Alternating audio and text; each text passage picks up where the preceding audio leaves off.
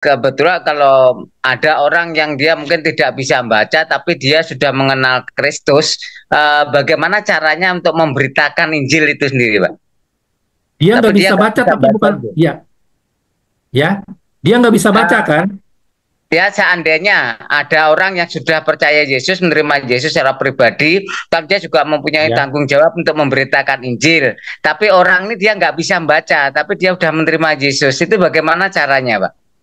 ya, dia cuma nggak bisa baca kan, tapi bukan bisu kan dia, Ya, bukan bisu eh, tuli kan, bukan kan? ya, Ya harus, harus Pak ya. Tapi dia harus. nggak bisa membaca, jadi dia kan nggak ngerti tentang isi Injil itu. Cara untuk menyampaikan Injil itu seperti apa gitu. Karena Menyampaikan dia kan Injil kan nggak sederhana tahu. saja. Menyampaikan Injil kan sederhana saja. Nih. Pertanyaan saya, gini loh ya. Orang masuk neraka, ya. Orang masuk neraka bukan karena dia tidak percaya Yesus loh. Hmm. Orang masuk neraka bukan karena dia bukan orang Kristen loh, bukan. Hmm. Ya. Iya, iya. Jadi yang kita mau, yang Tuhan suruh lakukan pekerjaan Bapa itu adalah membuat orang ini ya bisa tahu dan bisa bisa bisa sadar bahwa dia masuk neraka kalau dia nggak mau bertobat. Jadi Hmm. orang masuk neraka itu bukan karena dia, sekali lagi saya katakan, bukan karena dia tidak percaya Yesus. Orang masuk neraka bukan karena dia tidak datang ke gereja. Bukan. Tapi orang bisa masuk neraka karena dosa mereka sendiri. Betul. Iya. Iya. Ya. Nah, itulah yang Bapak suruh kita sampaikan sama mereka. Selesaikan dosamu, bertobat dari dosa. Dosamu harus diselesaikan, bertobat. Nah, untuk kamu bisa menyelesaikan dosa, harus ada yang bisa menyelesaikan dosa itu. Gitu loh. Ya, itu. Oke. Nah, jadi Yang orang saya yang tanya tadi lagi, tidak, Pak. Oke. ya, Tanya lagi. Kita kan menyampaikan kebenaran tentang Injil, Pak ya, tentang Injil. Tapi di dalam kita menyampaikan kebenaran kepada orang lain itu, dalam hidup kita sendiri pun mungkin belum begitu benar itu bagaimana, Pak? Kalau seandainya nah, iya makanya ini, seperti itu. ya, makanya ini nanti kita kita sharing lagi, kita belajar lagi. Gini loh, melakukan amanat agung itu ada step-step yang harus kita persiapkan lebih dulu, ya. Hmm. Ada tuh Iya. step-stepnya. Sampai klimaksnya nanti itu di dalam yang dikatakan di dalam apa Kisah Rasul pasal 1 ayat 8. Itu Hmm. kalimaksnya di situ. Hmm.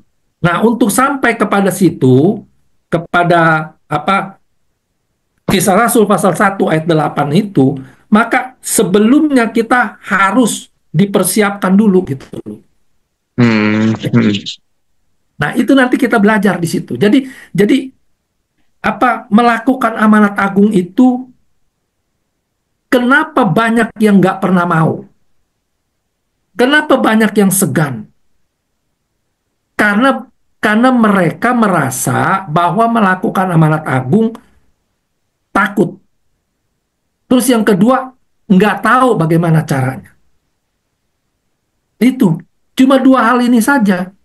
Takut dan nggak tahu cara menyampaikannya, bagaimana caranya. Cuma dua hal Hmm. ini. Hmm. Ya, nah makanya Iya. belajar, kita belajar, step-stepnya kita belajar. Dan juga saya pernah ditentang oleh beberapa hamba Tuhan yang mengatakan bahwa saya nggak bisa dong sama seperti, jangan samakan saya dong dengan Bapak.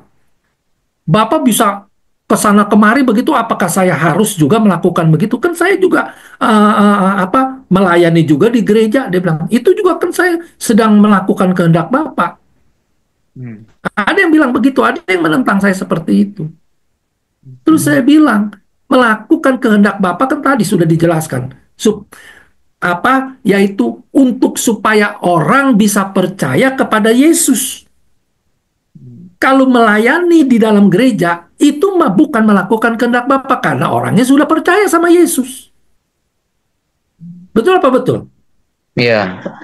Terus Kan di dalam Yohanes pasal 6 ayat 29 sama Yohanes 6 ayat 40 dikatakan kehendak Bapa itu adalah apa? Biarlah mereka itu percaya kepada Yesus yang telah diutus oleh Bapa. Itu. Jadi melakukan kehendak Bapa bukan di gereja. Karena kalau di gereja mah semua sudah percaya Yesus. Gereja sebenarnya wadah untuk memuridkan mereka. Sehingga ketika mereka dimuridkan, memuridkannya juga harus ngerti. Nah, nanti kita belajar bagaimana cara memuridkan setelah kita mendapat oikos kita ini bisa terima Yesus, apalagi khususnya untuk Bani Kedar ya, untuk M ya, si M ya, orang M ini ya, sepupu ini. kita.